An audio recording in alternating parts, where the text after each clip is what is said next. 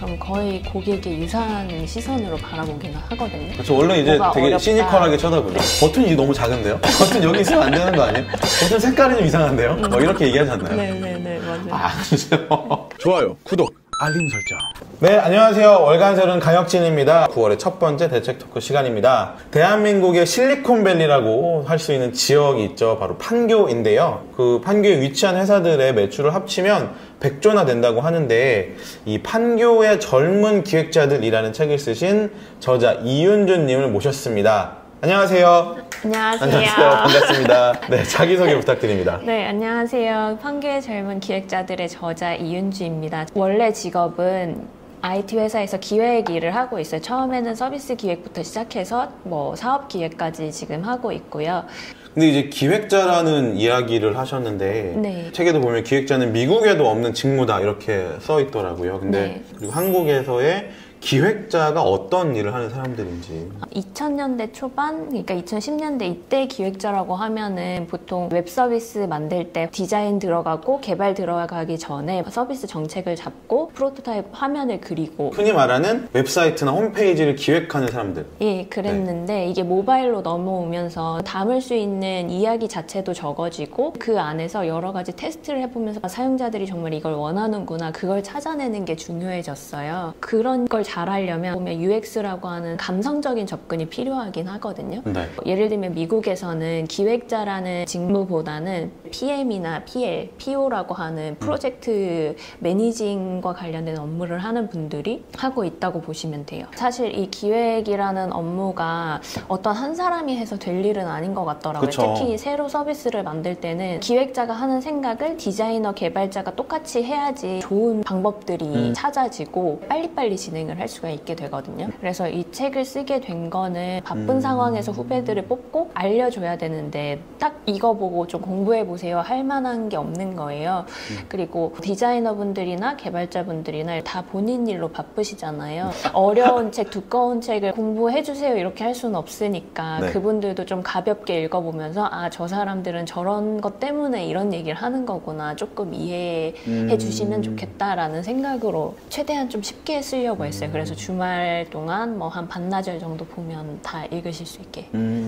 저도 이제 웹 기획자 역할을 회사에서 하기도 했었거든요. 근데 UI를 그린다고 보통 이야기를 하는데, 사실 UI를 그린다는 건 어떤 메뉴를 넣을지, 어떤 기능을 앱이나 웹사이트 안에서 구현을 할지를 정해야 되는 일인데, 하다 보면 개발자나 디자이너랑 맨날 싸우게 돼요.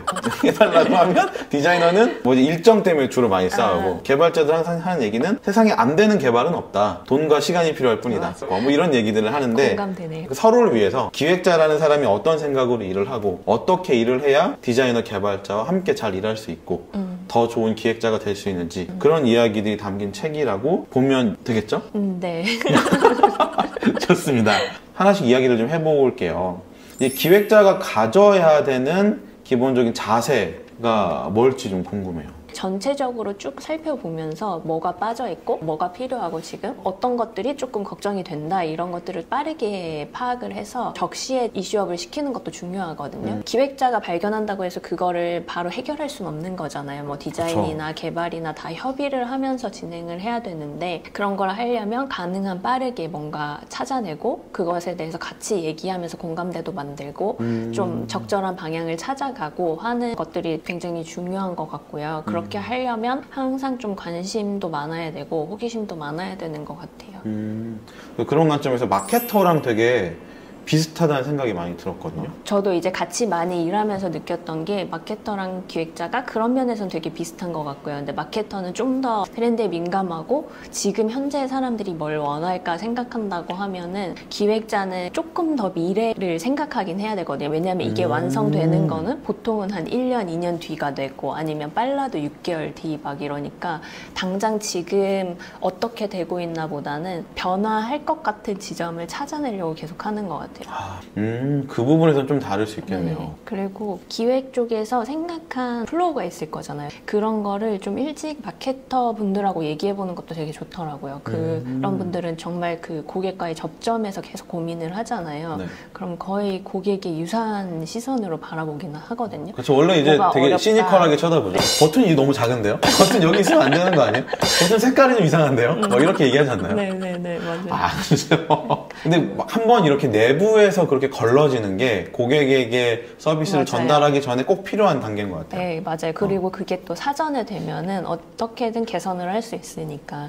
아까도 앞서서 말씀드렸지만 디자이너, 개발자하고도 함께 커뮤니케이션을 해야 나가는 게 필수잖아요. 그게 안 되면 사실은 기획자가 아무리 좋은 기획을 해도 구체화되지 않고 현실화되지 않으니까. 디자이너나 개발자하고 잘 커뮤니케이션하는 기획자만의 노하우가 있나요? 사실 저도 처음에 되게 어려웠던 부분인데 저도 디자인을 잘 모르고 저도 개발을 잘 모르니까 안 된다고 하면은 정말 막막해지는 거예요. 이걸 어떻게 해야 되지? 사실 그분들은 딱 전문성이 있는 영역이잖아요. 그리고 본인의 머릿속에선 계속 돌아가고 있는데 이게 어느 지점에선가 안 된 걸 거고 근데 그걸 어디서부터 말해야 되는지 모르는 거예요. 예를 들면은 뭐 이 시간 안에는 안 된다일 수도 있고 현재 기술상으로는 안 된다일 수도 있고 뭐 현재 시스템상으로는 안 된다일 수도 있는데 그냥 안 돼요 이렇게 얘기하니까 그래서 보통 주니어 때 제일 힘든 부분이 그거였던 것 같아요. 근데 이제 막 얘기하면서 그거를 왜 안 되는지 계속 끌어내야 되는 것 같아요. 그러니까 이게 어떤 부분에서 안 된다고 보시는 걸까요? 얼마만큼 시간이 있으면 될까요? 누군가가 더 지원을 해드리면 될까요? 이렇게 하다 보면은 그분 스스로도 머릿속에서 정리가 되면서 좀 방법을 찾게 되고 그게 또 기획자의 역할 중에 하나인 것 같아요. 책에서는 또 신사업이라는 거를 낡은 시장에서 이제 페인 포인트를 찾아서 거기서부터 시작하는 거라고 하셨어요. 그래서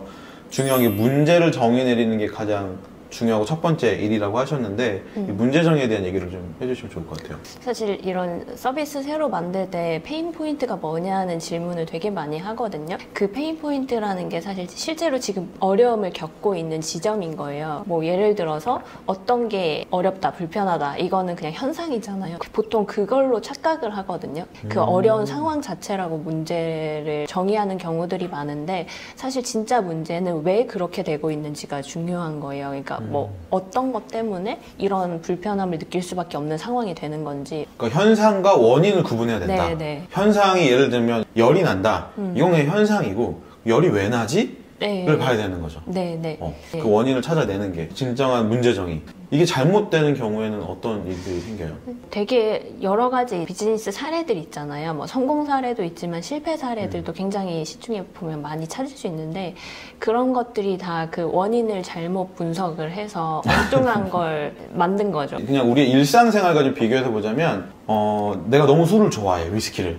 그래서 위스키 바를 차리시는 분들이 있어요. 그분들은 이제 뭔가 그 핵심이 좀 어긋난 거죠. 근데 위스키 바를 차리면 술 먹을 시간이 없죠. 자기는 일해야 되는데 뭐 그런 거죠. 그래서 현상과 원인을 구분하는 것이 정확하네요. 페인 포인트를 찾아내는 좋은 방법이다라고 말씀을 해주셨고요. 여기서 우리 계속 낡은 시장이라는 이야기를 했는데 낡은 시장이 어떤 시장인지 좀 설명해 주시면 좋을 것 같아요. 낡은 시장이라고 해서 꼭 완전히 지나간 제품이나 완전히 지나간 트렌드나 이런 게 아니라 지금 우리가 당연하게 쓰고 있는 것들 있잖아요. 심지어 그 불편함에도 좀 익숙해져서 계속 투덜투덜하면서 쓰고 있는 것들 그런 게 다 낡은 시장이라고 보시면 될 것 같아요. 일단 생각해보면 지금 제가 그 방송을 하고 있는데 선들이 엄청 많거든요. 네. 이 선들이 저는 너무 보기 싫은 거예요. 너무 불편하고 네, 귀찮고. 그런 게 다. 낡은 시장. 네.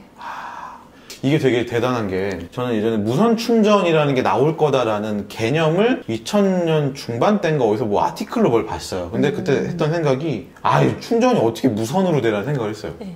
너무 무지하고 무식한 생각이었던 거죠. 근데 이제 기획자들은 근데 그걸 이제 무선으로 만들어버리는 걸 보고 되게 대단하다는 생각을, 페인 포인트를 찾아낸 거잖아요. 그래서 되게 대단하다는 생각을 했던 것 같습니다. 그래서 그러니까 오래됐다고 낡은 게 아니고 최근에 나온 시장이어도 해결해야 될 포인트가 있다면 그건 낡은 시장이다. 네. 라는 말씀해 주신 계속 거고. 바꿀 수는 있는 거니까요. 그렇죠, 그렇죠. 그럼 이때 그 낡은 시장을 벗어나서 그 안에서 새로운 시장을 만드는 방법이 포지셔닝이라고 말씀을 해주셨어요. 이 포지셔닝이 뭔지 간단하게 소개해 주시겠어요? 흔하게 아마 많이 들으셔서 굉장히 익숙한 개념일 것 같아요. 그러니까 뭐 저라는 사람도 회사 안에서 어떤 포지션을 가진 사람인지가 되게 중요하잖아요. 처음에 회사를 갔다고 생각을 하면은 아마 다들 그걸 만드는 과정이 힘드실 거예요. 근데 제품이나 서비스도 똑같다고 생각하시면 돼요. 그래서 어떻게 이 시장으로 비집고 들어가서 어떻게 거기에 이렇게 자리를 잡고 계속 내 영역을 넓혀갈 것인가 하는 부분이라고 생각하시면 되고요. 그래서 뭐 그런 포지셔닝을 잡을 때 각자 하나의 강점들을 가지고 있을 거잖아요. 나는 뭐 다른 것보다 저렴해. 나는 다른 것보다 편해. 난 다른 것보다 예뻐. 약간 이런 식으로 새로운 서비스나 제품일 경우에는 하나의 그 엣지를 만드는 게 굉장히 중요한 것 같아요. 그렇지 않으면 사람들이 기억도 못하고 그걸 기억하게 만들어주기도 어려워지거든요.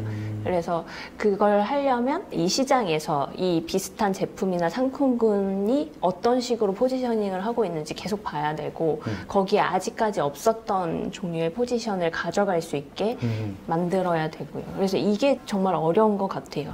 항상 마케팅에서도 포지셔닝이 엄청 중요한데 예를 들어 우리가 이제 미혼이고 이제 싱글이야. 근데 갑자기 BTS의 정국과 BTS의 B가 여러분들의 손을 한쪽 시작 잡고 사귀자고 얘기를 해요. 그때 예를 들어 뭐 정국은 돈이 많아요. 나이가 좀 많아. 근데 B는 어린데 몸이 좋아. 그럼 이제 갑자기 화색이 돌고 계신데 그럼 이제 자신의 기준이 무엇인가에 따라 다르겠죠. 네. 우리가 아무리 내가 잘생겨도 나랑 비슷하게 잘생긴 사람이 있으면 크게 우열을 가리기가 어려운 거야. 대신에 돈이 많거나 몸이 좋거나 뭐 하나가 있어야 선택받을 수 있는 거니까. 네. 근데 많은 분들이 내가 지금 하고 있는 것만 몰두하느라고 이게 남들도 가지고 있는 건지 아닌 건지를 모를 때가 있는 것 같아요. 맞아요. 그리고 그렇게 잡을 때 되게 중요한 게 아직까지 누구도 그렇게 말하고 있진 않지만 간지러운 구석이 있을 수도 있거든요. 그걸 긁어주는 포인트면은 제일 좋겠죠. 그러니까 뭐 예를 들면 이런 상황에서 여자는 되게 공감받고 싶어 하는 상황인데 그걸 해주는 사람이 없었던 거죠. 근데 만약에 이렇게 잘생긴 두 분 말고 좀 덜하신 분이지만 굉장히 따뜻한 마음으로 이렇게 공감을 해준다 그러면 이쪽으로 갈 수밖에 없는 거거든요. 그러니까요. 그 부분을 찾아내는 게 되게 어려운 것 같아요. 포지셔닝 얘기하다가 여기까지 갔는데 포지셔닝에 그 세 가지 조건이 네. 있다고. 네. 첫 번째 조건은 필요와 기능, 네. 두 번째 조건이 편리함, 세 번째 가격이라고 하셨어요. 예, 맞아요. 제가 세 가지로 구분을 했는데 조금 더 단순하게 생각을 해보면 사람들은 뭔가를 선택할 때 이게 진짜 필요해서 하거나 갖고 싶어서 선택을 하거든요. 그 두 가지에 포함되면 어쨌든 선택을 받을 수는 있는 거예요. 근데 그것 중에서도 사실 갖고 싶다는 거는 어쨌든 브랜딩이 중요하잖아요. 어떤 그렇죠. 이미지. 갖고 싶게 하는 마음을 들게 해야 되니까. 예, 그래서 사실 어떻게 보면 갖고 싶다는 마케팅의 영역에 조금 더 가까운 것 같고요. 기획의 영역에서는 이 필요와 기능을 어떻게 만드느냐, 찾아내느냐가 중요하고 그렇게 봤을 때는 이 필요와 기능이란 것 자체를 충족을 시켜주거나 아니면 이미 있는 건데 조금 더 편리하게 해주거나 이미 있는 건데 조금 더 저렴하게 만들어주는 거 그런 부분을 좀 찾아서 어떻게 그걸 해줄 거냐 하는 접근이 굉장히 중요한 것 같아요. 예를 들면 그런 거잖아요. 이제 맥북이 그전에는 그 인텔의 CPU를 갖다 쓰면서 뭔가 호환이 조금 안 됐는데 이제는 애플이 자기네가 직접 CPU를 만들면서 또 다른 편리함을 주고 네, 맞아요. 갖고 싶게 만들고 네. 이런 것들이 생기면서 새로운 또 포지셔닝을 잡아가는 네. 그런 것 같기도 하고요. 아예 싸게 만들거나 네, 네. 샤오미처럼 네. 이런 세 가지 조건들 있는 것 같습니다. 질문이 하나 들어왔는데요. 정말 이런 사람은 절대 기획자하면 안 된다고 생각하는 사람이 있을지. 사실 이게 개인의 성향 차이가 있는 것 같은데 딱 주어지는 일만 하고 싶어 하시는 분? 근데 그런 분들도 맞는 자리가 있긴 하거든요. 뭐 예를 들면 업무 프로세스가 다 정해져 있고 자기 역할만 제대로 하면은 잘했다라는 얘기를 들을 수 있는 그런 포지션이 맞을 것 같아요. 그러니까 기획자는 누가 시키기 전에 먼저 해야 되는 피곤한 직업이네요. 네. 피곤한 일입니다. 이거.